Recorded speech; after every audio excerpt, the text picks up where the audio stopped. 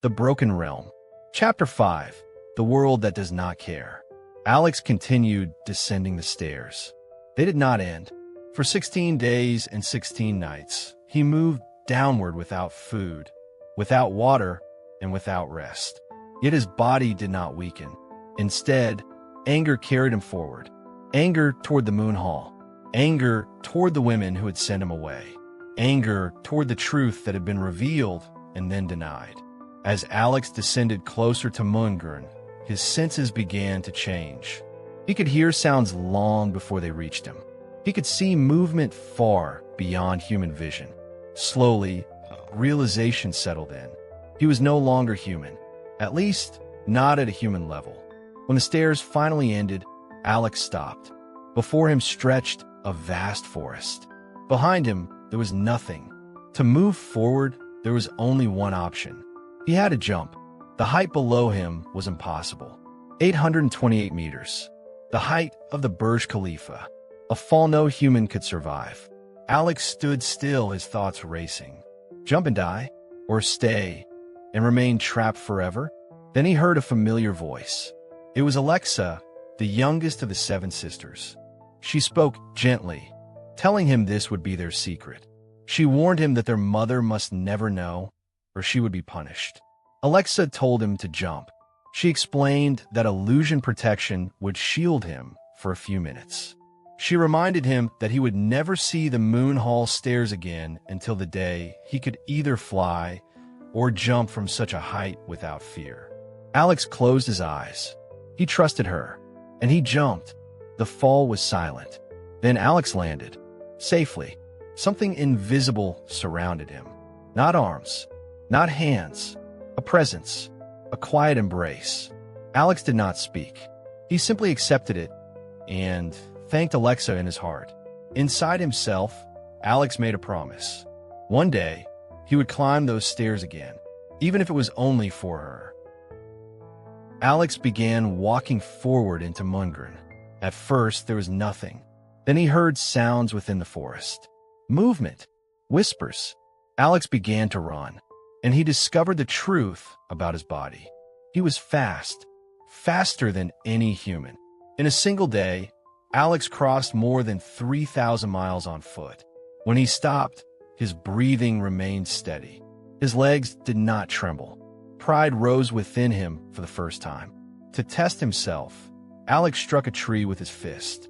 The trunk bent. It did not break. It bent. Alex laughed quietly. This was power. For a moment, Alex considered returning to where the Moon Hall stairs had ended. But he stopped himself. This world was unknown, and he would face it. Ahead stood a massive stone gate, ancient and weathered. Carved into it were words welcoming travelers to Moongrn, East Gate. Below that was another inscription, Greyfard Town. Town rank, Z. 2 guards stopped Alex at the gate. They demanded his identity, his origin, and his purpose. Alex hesitated. Then he noticed something strange. He understood their language. He could speak it. He could read it. Alex realized this must be the blessing of learning. He introduced himself as Alex Morgan. He explained that he did not remember his origin and believed he had simply been sleeping before waking up here. One of the guards laughed and mocked him, calling him a failed summon. The guard explained that otherworlders often became pets or slaves. Alex was told he was nothing more than a dog without a master. Alex clenched his fists, but said nothing. An older man approached the gate. Calm, measured, dangerous. This was Captain Valor Crane.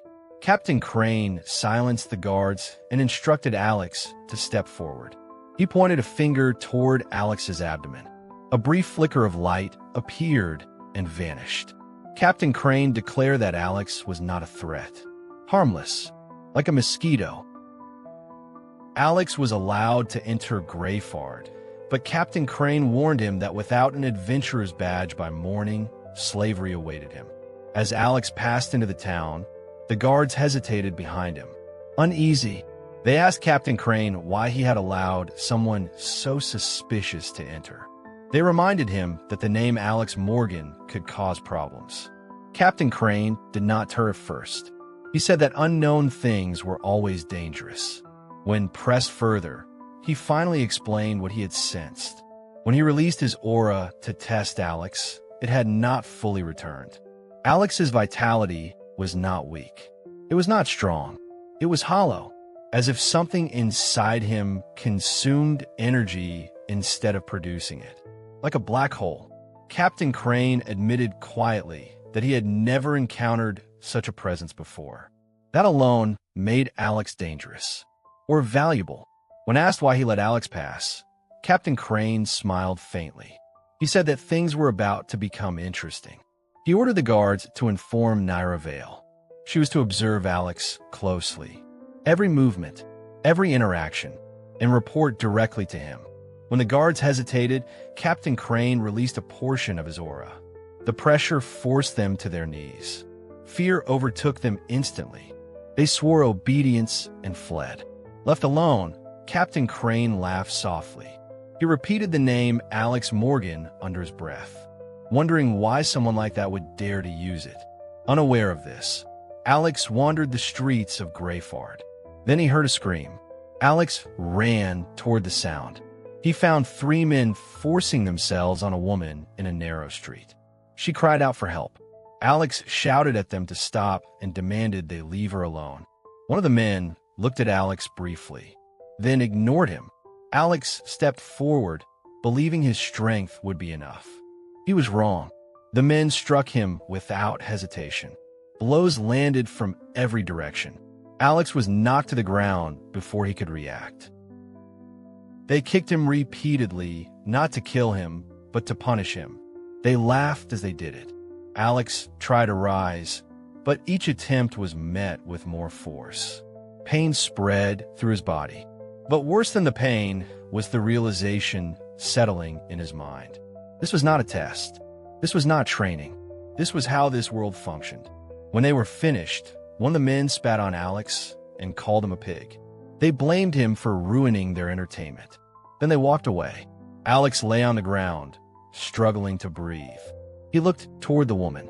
Some part of him still expected gratitude. Instead, she spat on him as well.